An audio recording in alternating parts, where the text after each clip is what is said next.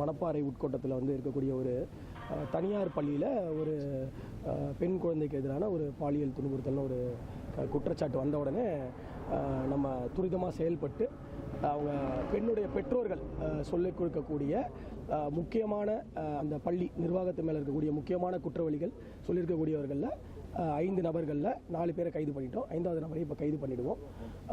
வழக்கு பதிவு பண்ணப்பட்டிருக்கு. விசாரணை மேற்கொள்ளப்படும். இன்னும் வேறு ஏதாவது குற்றவாளிகள் அவர்களும் சேர்க்கப்படுவார்கள்.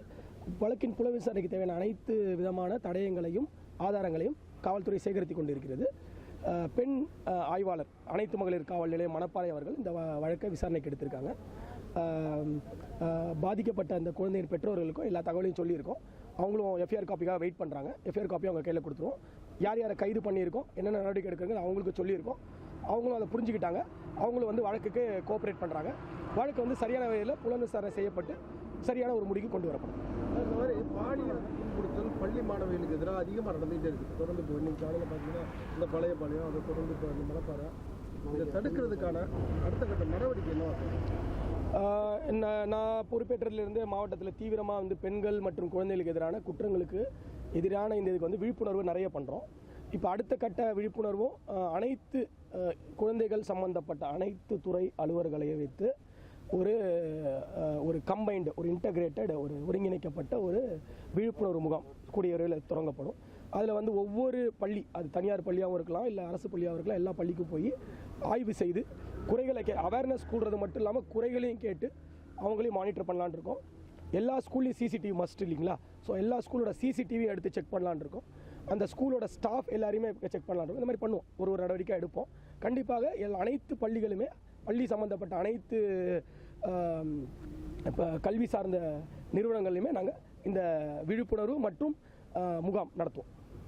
ஏராளமான குழந்தைகள் பாதிக்கப்பட்டிருக்கிறது இல்லை, அது வந்து குறுக்கிடுறதுக்கு மன்னிக்கணும். இவங்க ஒருத்தர் தான் இன்னைக்கு கம்ப்ளைண்ட் கொடுத்துருக்காங்க. மற்ற குழந்தைகளாக சொல்லியிருந்தாங்கன்னா அதுவும் அதனால தான் சொன்னேன். வழக்கின் புலன் விசாரணையில் மேற்கொண்டு என்ன விதமான குற்றச்சாட்டுகள் பற்றி தெரிய வந்தாலும் அது விசாரணையில் சேர்க்கப்படும். அதற்கு தேவையான புலன் விசாரணை செய்யப்படும். அண்டு அதற்கு தேவையான குற்றவாளியும் கைது செய்யப்படுவார்கள்.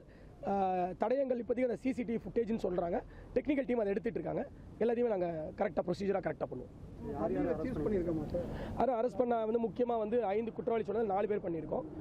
அந்த ஸ்கூலோட கரஸ்பாண்டன்ட் அவங்க பேர் சுதான்னு நினைக்கிறேன் அவங்க. அதுக்கப்புறமா முக்கியமான குற்றவாளி அவர்களுடைய கணவர் வசந்தகுமார் அவர் கைது பண்ணப்பட்டிருக்காரு. அது இல்லாமல் அந்த ஸ்கூலோட நிறுவனர் ஒருத்தரை கைது பண்ணியிருக்கிறாங்க. அப்புறம் அந்த ஸ்கூலோட இன்றைய கரஸ்பாண்டண்ட்டாக இருக்கக்கூடிய இன்னொரு நபர் செழியன் அப்படிங்கிற ஒருத்தரை கைது பண்ணியிருக்கிறாங்க. 5வது அந்த ஸ்கூலோட பிரின்சிபல் ஜெயலட்சுமி அவங்கள கைது பண்ணுறதுக்கு இப்போ தனிப்படை போயிருக்காங்க. ஸ்பெஷல் டீம் இதில் ஃபார்ம் பண்ணியிருக்காங்க சார். ஸ்கூலில் ஏதாவது ஹார்ட் டிஸ்க் அந்த மாதிரி அதுதான் டெக்னிக்கல் டீம் எடுத்துகிட்டு இருக்காங்க. அதான் சொன்னீங்களா, டெக்னிக்கல் டீம் அது தனியாக அதுக்கு டெக்னிக்கல் டீம்னு இருப்பாங்க. ஏன்னா அது வந்து நம்ம புலன் விசாரணையில் அதை தடயமாக சேர்க்கணுங்கிறது அதில் டீம் அதுக்கு தனியாக செயல்பட்டுருக்காங்க.